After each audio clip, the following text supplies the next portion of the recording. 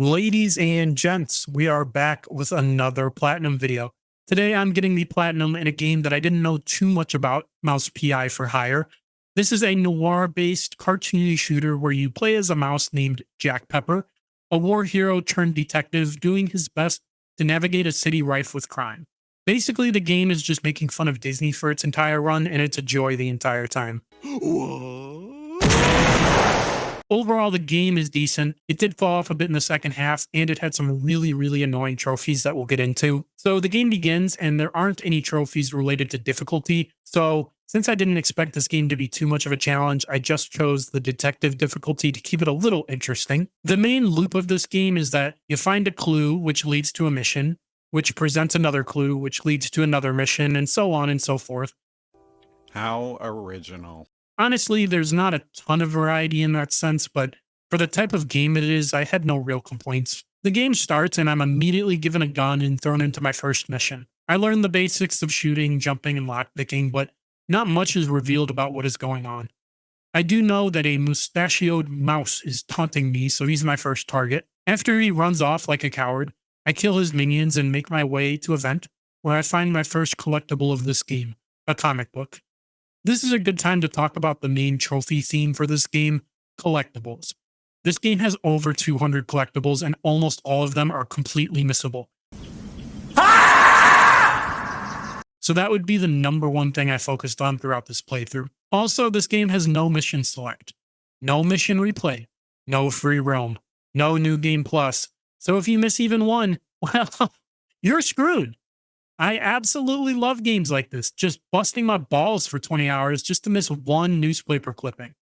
You can buy the missing collectibles later, but that ends up being a problem later. We'll get into it. I won't show every collectible I get, but just know that as the game progresses, I am grabbing them. Eventually, I make my way outside and it hits me that I'm on a blimp. So I chase Monster Mustache across the walkway until the floor breaks and I am sent falling through the sky.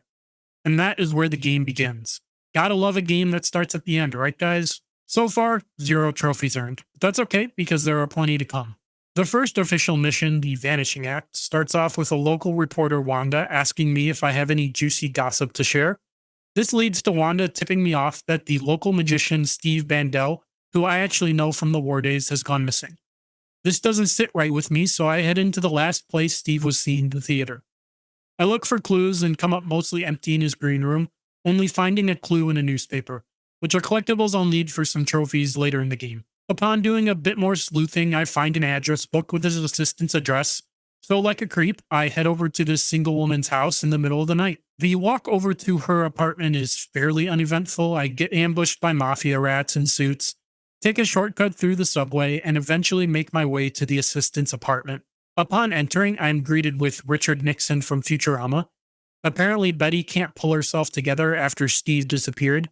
She gives me some key information. Steve's stage designer is hiding out at the opera and may have some information on his whereabouts. So I leave Betty and now know my next objective. But first, it's time to take a look at everything we've learned back at the PI office. This is the main hub of the game where I head after every mission to pin my clues, buy upgrades, and take a well-deserved breather. I pin my clues and head to my next mission at the Mouseburg Opera. After making my way inside, I find the stage designer has been tied up and held by mysterious mobsters.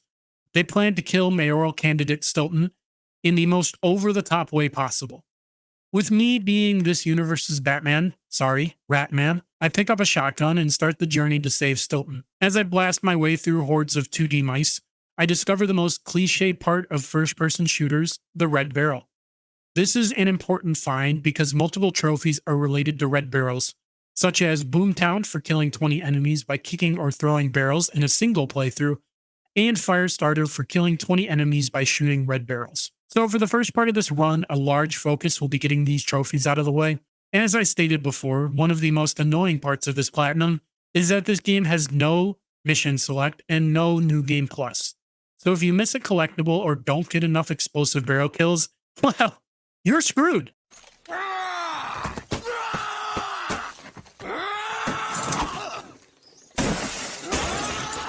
I finally earned my first trophy for collecting 5 comics. Then I make my way through the opera house, learn the double jump, and get the Holy Trinity trophy for killing 3 enemies with a single shot. I wasn't sure how challenging that would be, but I got it without even trying, so that was a nice little bonus. I finally get to the cannon and my peanut brain accidentally set it off, starting the opera house on fire. I can't help but feel partially responsible. And entering my first boss fight of the game. I make quick work of the prima donna, and to avoid lung cancer and third-degree burns, I make my exit and head back to the PI office to debrief. Back at the PI office, it hits me that I have no leads and no next move.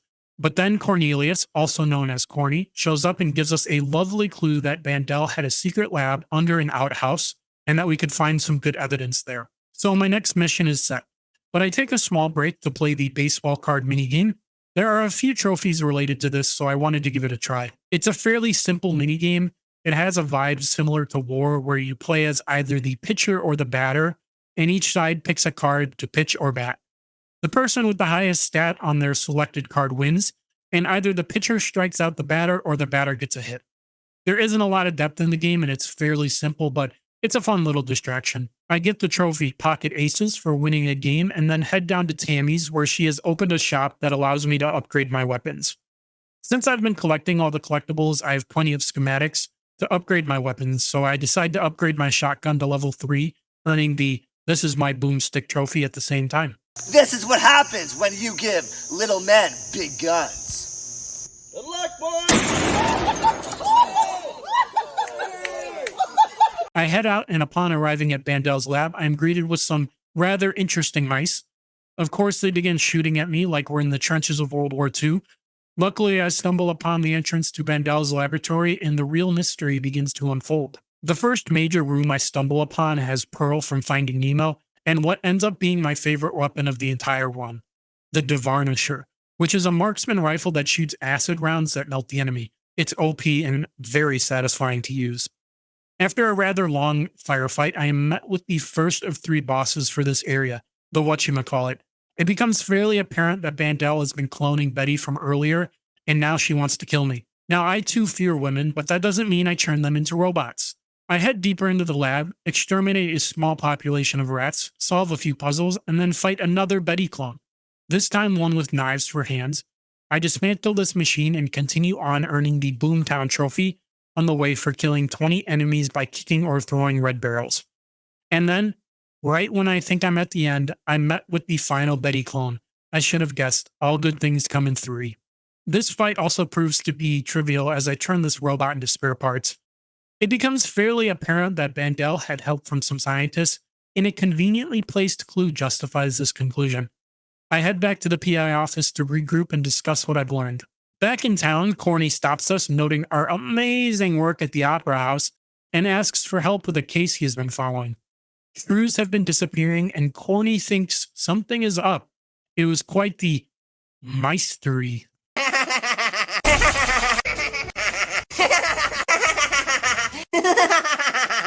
I head downtown, where I'm stopped by a fleeing shrew who is actively pissing his pants. He informs us that cops are rounding up, kidnapping, and beating shrews. It's obvious something is wrong here, so I head to the police station to have a word with the chief. Of course, it's not a friendly conversation, and I end up cleaning house. But I do get a clue that the shrews are being dragged into the sewers, and we have our next objective. I escape the district and begin my next mission called Cheeseball Sub. I don't really know why it's called that, but whatever. I find a shrew-sized hat, which proves shrews have been moving through the sewers and the subway system. On the way down, I earn the trophy Monster Kill for killing 10 enemies in 20 seconds. I also finish off the Firestarter trophy for killing 20 enemies in a single playthrough by shooting red barrels. I push deeper and speak to an old station worker who points me towards the cheeseleggers, aka the ones transporting the shrews. But before I can proceed, I fight King K. Rool, a large alligator with a Gatling gun.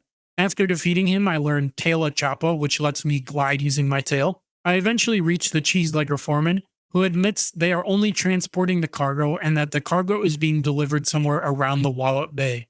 This is all I'm able to get out of the cheeselegger foreman, so I make my exit and head back to the PI office to reconvene and examine my clues. Unfortunately, I have absolutely nothing to go off of, but as I am examining my clues, famous actress Vivian McCarthy makes her way into my office and asks for help solving the case of Betty Lynch, who is involved in a freak stage accident. Since we have nothing else to do at the moment, we take the case and make our way to the acting studio. Naturally, before we even say hello, we're shot at, so I stomp a bunch of mice heads in and make my way further into the studio. I break into the studio, fight through sets, and get pointed toward a pyrotechnist who is Betty's friend. During the mission, I also learned the tail whip / grappling hook movement ability from a stuntman named Rocky Ford. While fighting in the family set, I unlocked the trophy Spike D 16 tons for crushing 20 enemies with heavy objects. That was a cool mechanic because it made the game feel more like a 20s cartoon. After speaking with the pyrotechnist, she reveals that Betty had been hanging out with Milford Sawyer, who is another mayoral candidate. I don't know about you, but anyone named Milford Sawyer should not be trusted. So we head back to the office to reconvene and decide our next steps. I'm sorry. Name just makes me laugh. Milford Sawyer. Back at the office, Vivian lets us know that getting to Milford will be a challenge, but his associate Miles Curd is overseeing the opera repairs and would be our next step. I'm so done with the cheese buns. I made fun of the IGN reviewer for this, but oh my god, they do not end. This mission isn't really a mission. I just walk in, interrogate Curd the Turd, learn nothing, and head back to the office. Back at the office, Jack decides to go to Curdsville because he thinks back to the conversation with Miles Curd at the opera and can't get over the fact that Miles couldn't get off the topic of Betty. Jack thinks Curd is hiding something, so he makes his way to Miles Curd's hometown to dig up some dirt on Curd the Turd. Sorry, Curd's a really funny name. Upon reaching Curd's apartment, we are, of course, shot at by a small army. Of course, that is no match for Super Stuart Little, who mows down some rats like he hasn't mowed his lawn in 2 years. I reach the mansion, but before I can enter, the caretaker shuts the gate. Now, you may be thinking, well, you've already killed a small village worth of mice. What's one more? Well, Jack Pepper wants... Time out. I'm not kidding. As I was writing this, I realized Jack Pepper is just Pepper Jack backwards. I didn't notice. I swear to God, the entire time I was playing this game and writing this script up to this point, I didn't notice. It's a cheese bun. That's just what I'd expect you to say. Dumb people are always blissfully unaware of how dumb they really are. Anyway, Jack Pepper doesn't want to kill this guy. He decides to invoke psychological warfare and finds the ghosts of his 3 ex-wives, then convinces them to take care of the caretaker. Yeah, I thought that was wild too. So after getting into the mansion, I find Millie Curd, who is Miles Curd's daughter, and receive a strange call notifying us that Millie's dad is dead. Awkward timing. Then I head to the Saltwater Cambozo mission. I'll be 100% honest. I was starting to lose the plot a bit at this point. Everything was getting intertwined and everyone started to look the same. Maybe I'm mouse racist, but black and white style does not do the game any favors when it comes to character recognition.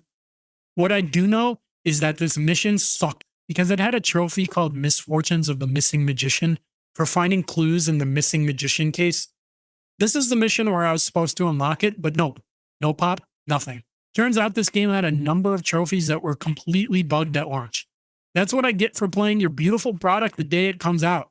Not like my entire video premise is based on this small mechanic working or anything. I finished the mission and got a trophy called Quint's Delight, which is a secret trophy for kicking a shark until it drops a license plate. Must be a reference to something that my pea-brain couldn't figure out. I finished the mission with Big Dog Sims and the Nazi scientist hanging out together, which was the big clue of the mission. The next few missions are where I completely lost the plot. What you need to know is that the shrews have formed an underground city. I went to the circus and played some generic minigames, punched a BMP agitator in the nose for a trophy, and then perved on a couple after some dude paid me. What? I'm gonna go. Literally nothing of substance happened in these missions, so I won't bore you with them. The next thing of note that I did was knock Captain Sims out of the sky with a cannon. Not sure why a cruise ship has a cannon, but YOLO, right? With Sims dead, I proceeded to do some more filler missions, such as tracking down a hitman's bookkeeper, shooting my way through a mental hospital, and then literally going to hell. When I told you I lost the plot, I wasn't kidding. I don't know what the fuck is going on at this point. In hell, I catch up to Steve Bandelle, who has basically just lost his mind and wants to chill there. After leaving hell, I go back to the movie studio and have a cool fight in color with a guy named Reginald Shingler. Reginald Shingler? That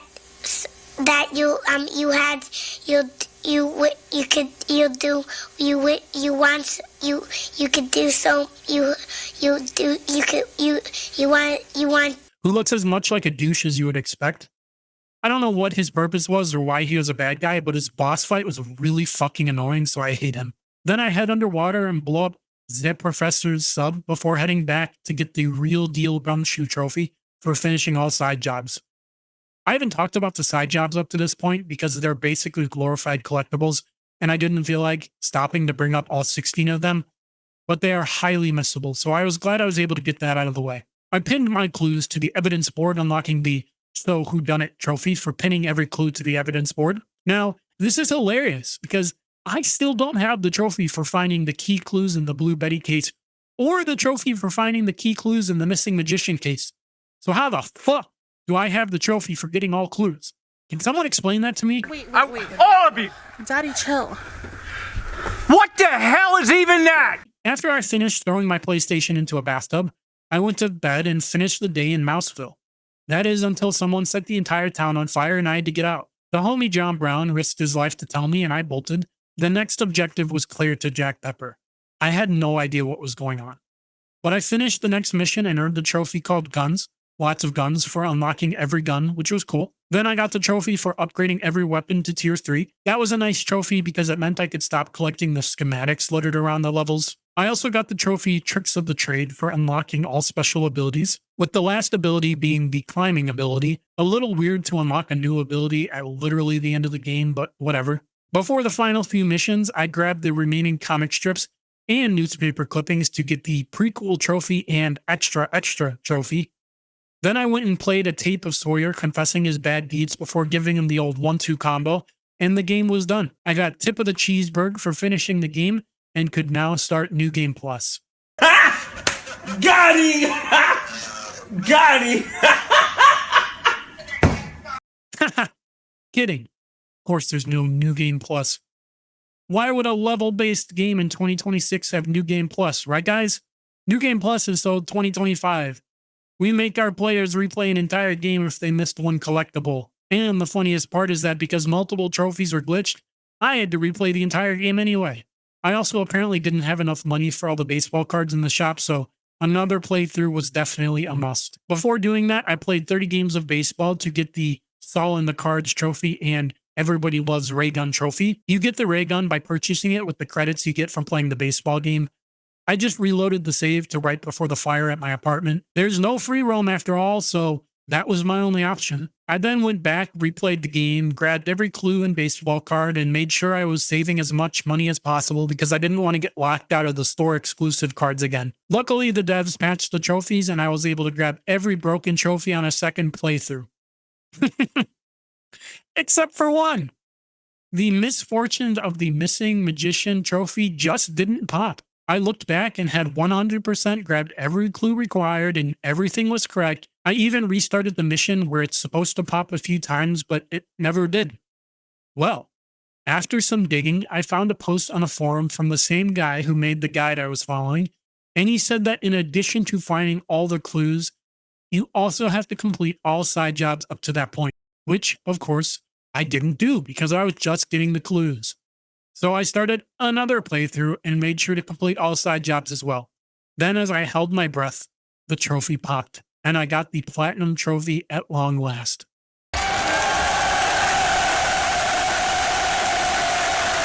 Overall, I thought this was a fun game, but the trophies were absolutely abhorrent.